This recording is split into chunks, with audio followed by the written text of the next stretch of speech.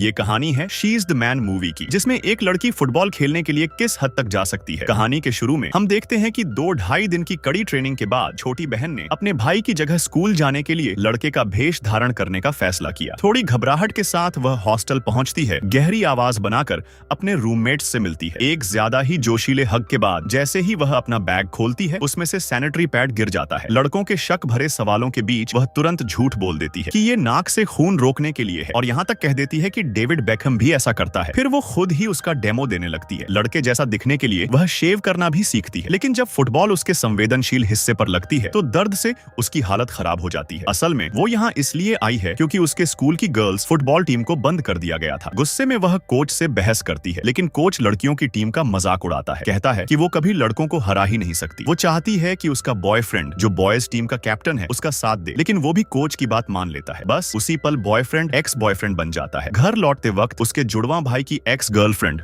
उसे भाई समझ लेती है और एक मैसेज देने को कहती है। उसी समय पता चलता है कि उसका भाई लंदन जा रहा है अपना म्यूजिक सपना पूरा करने, और उससे कहता है कि वो इस बात को माँ बाप और स्कूल से छुपाए। तभी लड़की के दिमाग में एक खतरनाक लेकिन शानदार प्लान आता है। भाई की जगह खुद स्कूल ज्वाइन करेगी, लड़कों की टीम में शामिल होगी और अपने एक्स बॉयफ्रेंड की टीम को हराएगी। वो टोनी के पास जाती है। अपना लुक बदलवाने शुरू में टोनी मना करता है, लेकिन लड़कियों की तारीफों में आकर मान जाता है। नकली दाढ़ी, लड़कों जैसा चलना और शरीर छुपाने के लिए कपड़े कसकर बांधना। 2.5 दिन बाद वो पूरी तरह तैयार हो जाती है। स्कूल का पहला दिन बराबर फुटबॉल टीम का ट्रायल, लेकिन वो बहाना बनाती है कि उसे धूप से एलर्जी है, इसलिए कपड़े नहीं उतार सकती, और शरीर व ताकत में फर्क की वजह से वो सिर्फ सब्स्टिट्यूट प्लेयर बन पाती है। नहाने का टाइम आता है और वो घबरा जाती है क्योंकि यहाँ कॉमन बाथरूम है। तभी कोच उसे बचा लेता है, कहता है कि प्रिंसिपल बुला रहे हैं। वो सोचती है कि उसका राज खुल गया, लेकिन प्रिंसिपल तो बस नए स्टूडेंट का स्वागत कर रहा होता है। बाद में वो एक लड़की ओलिविया से टकराती है, उसकी मदद करती है और उसके जूतों की तारीफ कर देती है। यहीं से ओलिविया का ध्यान उस पर जाता है। लंच टाइम पर वो लड़कों में घुलने मिलने के लिए वो लड़कों जैसा बिहेव करने की कोशिश करती है, लेकिन ऑकवर्ड हो जाती है। पता चलता है कि वही लड़की उसके दोस्त ड्यूक की क्रश है, लेकिन वो बार बार उसी भेष वाले लड़के को देखती रहती है, जिससे ड्यूक चिढ़ जाता है और वहां से चला जाता है। धीरे धीरे लड़कों को लगने लगता है कि उसका अजीब एक्सेंट और बिहेवियर कुछ गड़बड़ है। अगर ऐसा ही चलता रहा तो वो टीम से ही नहीं, स्कूल से भी बाहर हो जाएगी। वो टोनी को कॉल करती है मदद के लिए, और टोनी एक जबरदस्त आइडिया देता है। बार में एंट्री होती है जहां उसके रूममेट्स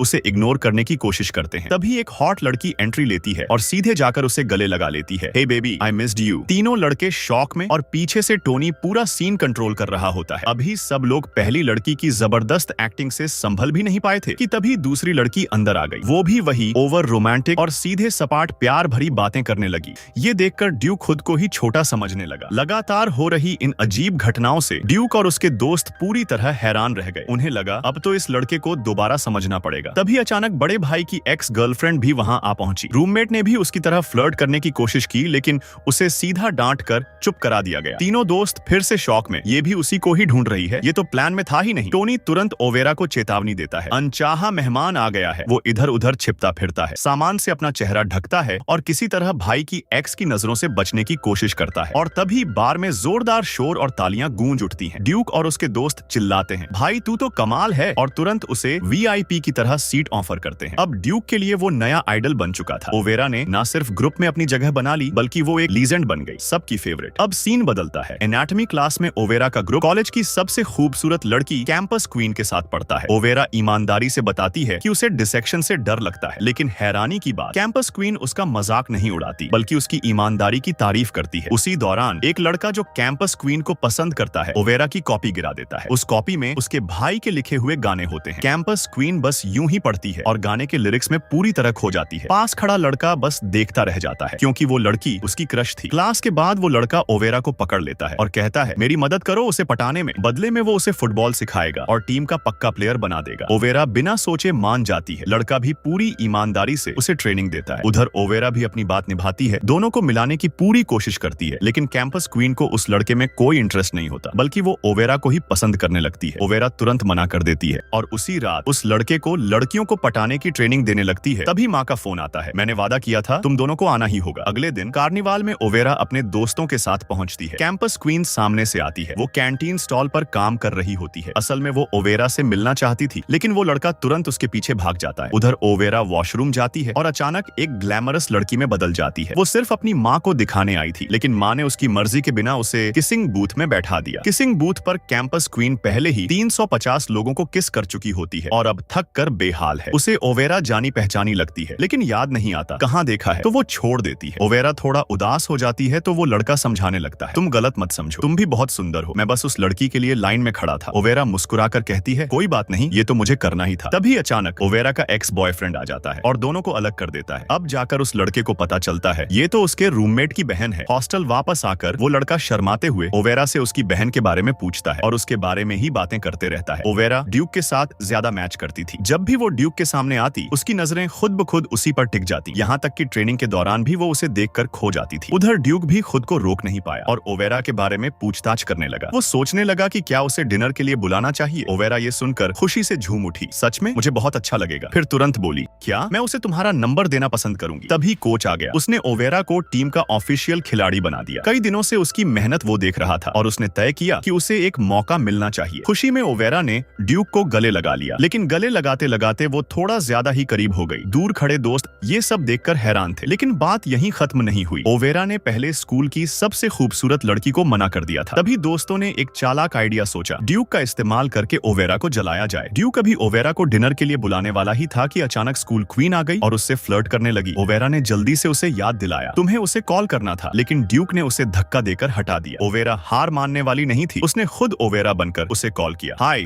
इट्स ओवेरा, क्या तुम डिनर के लिए आ सकते हो। लेकिन इसी बीच स्कूल क्वीन ने शाम के डिनर का ऑफर दे दिया और ड्यूक तुरंत मान गया। उसके जाने के बाद वो खुशी से झूमने लगा। यस, ओवेरा ने स्कूल क्वीन का पीछा किया और उससे उसकी असली भावना पूछी, लेकिन उसने उल्टा सोचा कि ओवेरा जल रही है और उसे भी रात की पार्टी में बुला लिया। डिनर के दौरान स्कूल क्वीन ड्यूक को इग्नोर कर रही थी, लेकिन जैसे ही ओवेरा आई वो अचानक बहुत खुश हो गई। ड्यूक की परीक्षा लेने के लिए उसने जानबूझकर उसे किस किया। ये देखकर ओवेरा गुस्से में वहां से चली गई। स्कूल क्वीन को लगा कि ओवेरा सच में जल रही है, तो वो भी ड्यूक को छोड़कर चली गई और बेचारा ड्यूक अभी तक ये समझ ही नहीं पाया कि वो सिर्फ एक टूल बन चुका है। ओवेरा गुस्से में चिकन लेग खाते हुए बैठी थी, इतनी गुस्से में कि वो भूल गई कि वो असल में लड़की है। फिर वो स्कूल क्वीन के पीछे गई और कैजुअली बात शुरू की। बातों बातों में उसने बता दिया कि ड्यूक की लाइफ काफी मैसी है। तब स्कूल क्वीन ने सच बताया, मुझे ड्यूक पसंद ही नहीं है, मैं तो बस उसे इस्तेमाल कर रही हूँ ताकि उसका रूममेट जले। ये सुनकर ओवेरा ने उसे समझाया, ऐसा करने से तुम खुद ही उलझती जाओगी। जिसे तुम प्यार करती हो उसके सामने ईमानदार बनो। ये बात सुनकर स्कूल क्वीन को समझ आ गया। उसने तय किया कि वो सीधे उस लड़के से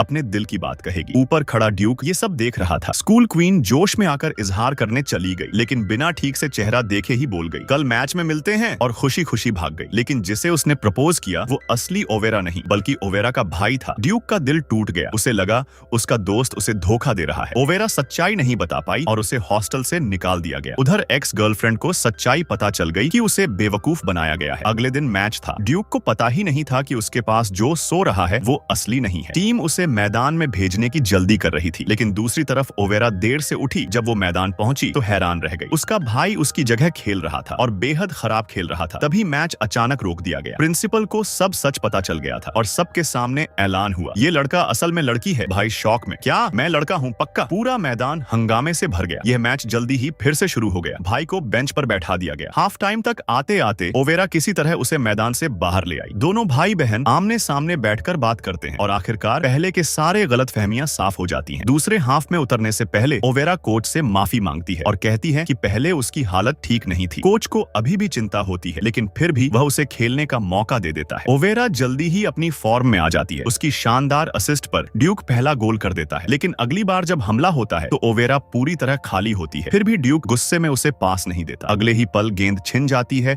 और स्कोर फिर बराबर हो जाता है। ओवेरा ड्यूक के पास जाकर गलतफहमी दूर करने की कोशिश करती है, लेकिन वह कुछ सुनने को तैयार नहीं होता। तभी उसका एक्स बॉयफ्रेंड भी बीच में आ जाता है और देखते ही देखते पूरा मैदान लड़ाई में बदल जाता है। यहाँ तक कि टीम का मैस्कॉट भी लड़ाई में कूद पड़ता है, लेकिन कोच सख्त मिजाज का होता है। वह जल्दी ही सबको शांत कर देता है। तभी स्कूल की सबसे लोकप्रिय लड़की ओवेरा की चिंता में उसके पास आ जाती है और पूछती है कि वह ठीक है या नहीं। इससे हालात और बिगड़ जाते हैं। अब ओवेरा के लिए कुछ समझाना और भी मुश्किल हो जाता है। ओवेरा आखिरकार सच्चाई बता देती है, I didn't lie to you Duke, I did but not about this. सच ये है, मैं तुमसे प्यार करती हूँ। ड्यूक हैरान रह जाता है। ओवेरा अब और कुछ छिपाती नहीं, वह हिम्मत करके सब कुछ स्वीकार कर लेती है। लेकिन ड्यूक ये मानने को तैयार नहीं होता कि जिस लड़की को उसने पसंद किया वही असल में उसका साथी था। इसे साबित करने के लिए ओवेरा बिना झिझक अपनी सच्चाई दिखा देती है, जिससे मैदान में फिर हलचल मच जाती है। ओवेरा कहती है, मुझे माफ कर दो, मैं तुम्हें चोट नहीं पहुंचाना चाहती थी, मैं सिर्फ ये साबित करना चाहती थी कि मैं भी उतनी ही काबिल हूँ, बस मुझे एक मौका चाहिए। उसी समय कोच के शब्द याद आते हैं, महान बनने से मत डरो, कुछ लोग जन्म से महान होते हैं, कुछ मेहनत से बनते हैं और कुछ पर महानता थोप दी जाती है। हालांकि एक पूर्व कोच इसका विरोध करता है और कहता है कि इस खेल में लड़कियों की जगह नहीं है, लेकिन टीम का कोच खुलकर ओवेरा का साथ देता है। हम यहाँ किसी के साथ भेदभाव नहीं करते, चाहे वो लड़का हो या लड़की। कोच के समर्थन से ओवेरा को फिर से मैदान में उतरने का मौका मिलता है। चलो खेल दिखाओ। अब वह अपनी असली पहचान के साथ मैदान में उतरती है और लड़कों के बीच भी किसी से कम नहीं साबित होती। विरोधी टीम उसे गिराने के लिए फाउल करती है और वह जोर से जमीन पर गिरती है। रेफरी पेनल्टी देता है। मैच अपने आखिरी पलों में होता है। अब ओवेरा का असली मुकाबला किसी खिलाड़ी से नहीं बल्कि उन सोचों से है जो लड़कियों को कम समझती है। ओवेरा पूरे आत्मविश्वास के साथ पेनल्टी लेती है और गोल कर देती है। वह साबित कर देती है कि काबिलियत का कोई लिंग नहीं होता। मैच के बाद वह अपने भाई को स्कूल की उस लड़की से मिलवाती है और दोनों की अच्छी बनती है, लेकिन ड्यूक अभी भी उससे नजरें मिलाने की हिम्मत नहीं कर पाता और चला जाता है। ओवेरा उदास होकर उसे जाते हुए देखती रह जाती है। कुछ दिनों बाद ओवेरा अपने भाई के जरिए ड्यूक के लिए एक गिफ्ट भेजती है और उसे डांस पार्टी में आने का निमंत्रण देती है, लेकिन उस दिन ड्यूक नहीं आता। निराश होकर ओवेरा मंच पर जाने का मौका छोड़ देती है और अकेले झील के किनारे चली जाती है। तभी अचानक ड्यूक उसके पीछे आ जाता है। हाय हाय। उन दोनों के बीच जो खास रिश्ता बना था वह कभी मिट नहीं सकता। दिलों का जुड़ाव किसी पहचान या लिंग का मोहताज नहीं होता। रात रात भर की बातें, एक दूसरे को समझना, यही सब उन्हें करीब ले आया। आखिरकार ड्यूक उसके साथ खड़ा होता है और ओवेरा का ये खास दिन एक खूबसूरत याद बन जाता है और यहीं से उनकी कहानी की असली शुरुआत होती है। मूवी अच्छी लगी हो तो वीडियो को लाइक करें और चैनल को सब्सक्राइब भी कर लेना।